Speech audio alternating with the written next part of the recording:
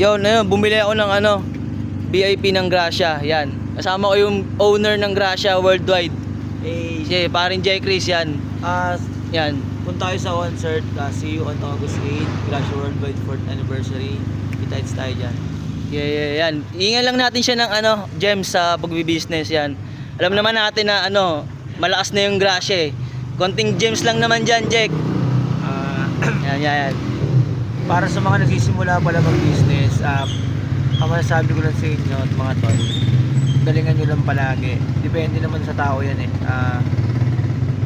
Para sa akin kasi yung sa akin, hindi naman siya natsambahan lang eh. Kumbaga, kinilusan ko rin talaga, ginalingan ko rin, tapos gawin mo lang lahat ng the best na makakaya mo para maabot mo yung pangarap mo, yun lang. Nakuha natin, bumili tayong VIP. Yan, kita-kits sana. Salamat. Sa 8.